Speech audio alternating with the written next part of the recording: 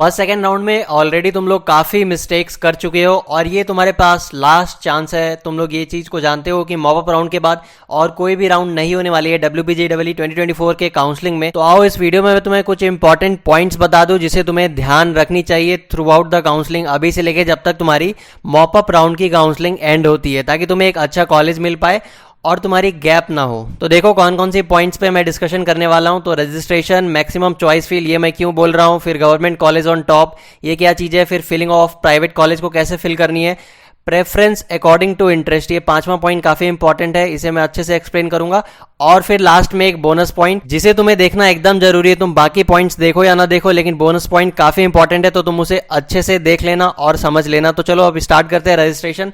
तो ऑलरेडी तुम लोग जानते हो 5 अगस्त यानी कि आज से 7 अगस्त तक तुम लोगों की रजिस्ट्रेशन चलेगी मॉप अप राउंड की। ऑलरेडी मैंने WBJEE के काउंसलिंग प्रोसेस वाली वीडियो में डिटेल में बताया था किस बच्चों को कितनी फी देनी है। जो पहली बार रजिस्ट्रेशन कर रहे हैं उनकी 1000 की फीस लगने वाली है, और जो पहले से रजिस्ट्रेशन कर चुके हैं उन्हें 200 रुपीज पे करके रजिस्टर करनी है।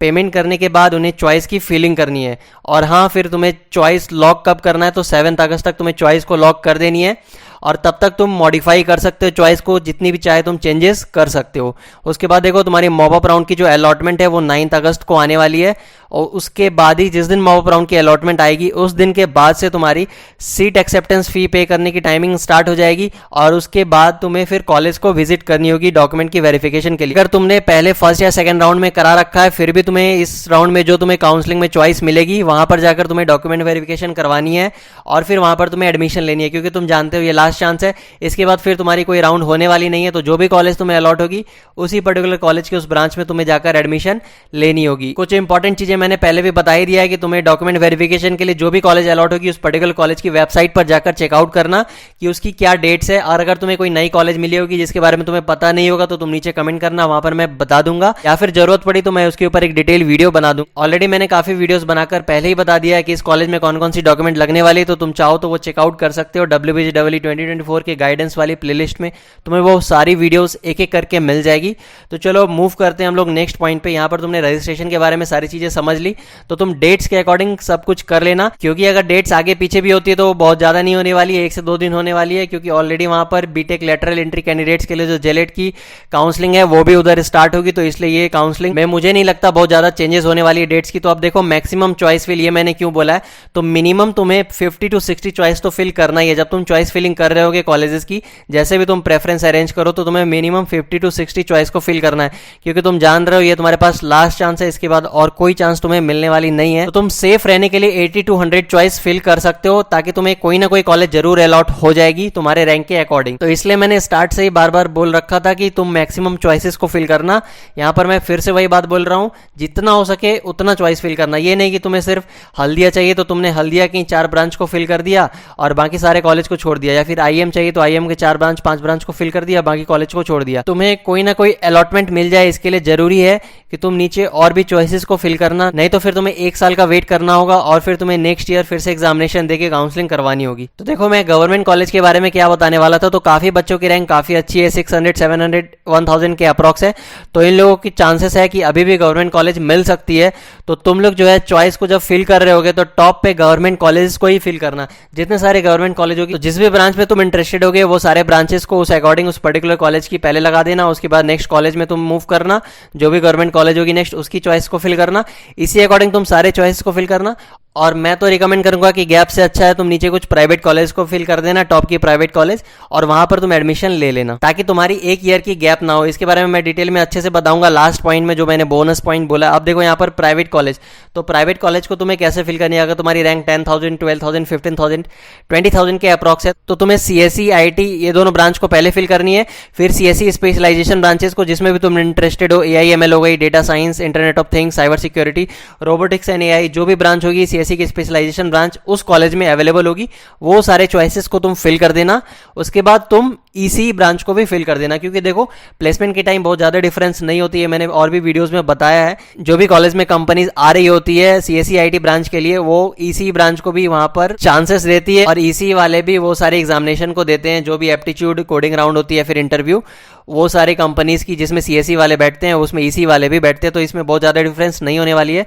तुम चॉइसेस को इसी अकॉर्डिंग फिल करना और इसके बाद ही तुम मैकेनिकल हो गई, सिविल हो गई, ये सारे ब्रांचेस को फिल करना। अब देखो ये वाली जो पॉइंट है प्रेफरेंस अकॉर्डिंग टू इंटरेस्ट, ये मैंने क्यों कहा है, काफी बच्चे ऐसे होते हैं जो अपने फ्रेंड्स को देखकर सीएसई आईटी ब्रांच को फिल तो कर लेते हैं, लेकिन जब वो ज्वाइन करते हैं कॉलेज तब उन्हें पता चलता है कि वहां पर उन्हें कोडिंग करनी है और कोडिंग में उन्हें थोड़ा भी इंटरेस्ट नहीं होता है, ना डेवलपमेंट में हो गई ना ही कंपेटिटिव प्रोग्रामिंग में हो गई। उसके बाद क्या होता है कि उन्हें through out the college life in चीज़ों की रिग्रेट करनी होती है कि उन्हें कोडिंग नहीं आ रही है। फिर जब कंपनीज आती है कोडिंग राउंड की इजी प्रॉब्लम्स उनसे सॉल्व नहीं हो रही होती है। इसलिए मैं बोल रहा हूँ प्रेफरेंस अकॉर्डिंग टू इंटरेस्ट, यानी कि जिस ब्रांच में तुम्हें इंटरेस्ट होगी उसी पर्टिकुलर ब्रांच को फिल करना, जो ब्रांच में इंटरेस्ट नहीं होगी उसे फिल करने से अवॉइड करना और ट्राई करना जो भी ब्रांच तुम फिल कर रहे हो अभी से तुम इंटरनेट तुम्हारे पास होगी अवेलेबल, तो तुम उन सारे ब्रांच के बारे में पता करना, क्या तुम्हें पढ़ाई करनी होगी, क्या तुम्हारी सिलेबस होने वाली है। अगर तुम्हें कोई पर्टिकुलर ब्रांच की कोई प्रॉब्लम हो कि भैया इसकी क्या सिलेबस होगी या फिर इसकी क्या फ्यूचर स्कोप रह सकती है, तो तुम कमेंट करना, मैं उस पर्टिकुलर ब्रांच के बारे में तुम्हें अच्छे से बता दूंगा, या फिर हुई तो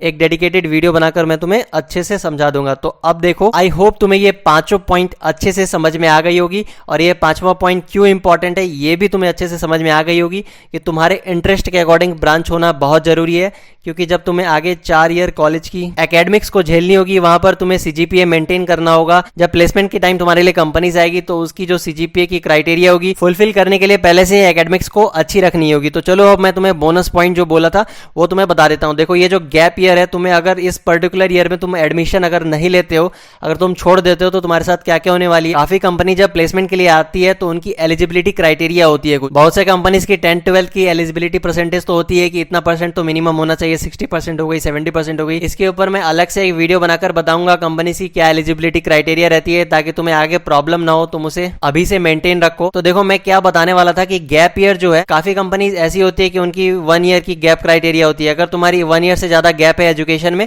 तो फिर तुम उस कंपनी के लिए एलिजिबल नहीं हो। या फिर किसी कंपनी की 2 ईयर की भी गैप की क्राइटेरिया होती है, अगर तुम्हारी 2 ईयर से ज्यादा की गैप है तो तुम उस कंपनी की एग्जामिनेशन में बैठ ही नहीं सकते। फिर तुम अगर सोचोगे कि तुम उस कंपनी की प्लेसमेंट ड्राइव में तुम्हें बैठने के लिए मिल जाए तो ये नहीं होने वाली है। तो ये सारी चीजों को अभी से ध्यान रखो और हो सके तो तुम ट्राई करो इसी पर्टिकुलर ईयर में एडमिशन ले लेने की किसी भी पर्टिकुलर कॉलेज में। अब मैं ये नहीं बोलूंगा कि तुम बहुत खराब प्लेसमेंट वाली कॉलेज को ज्वाइन कर लो जहां पर एकदम प्लेसमेंट होती ही नहीं है, जहां की रिव्यूज बहुत नेगेटिव है, तो तुम्हें ऐसा तो नहीं करना है। तुम अगर चाहो तो उस तरह की डाउट्स को भी पूछ सकते हो, मैं तुम्हारी उस डाउट्स को भी नीचे अच्छे से एक्सप्लेन कर दूंगा।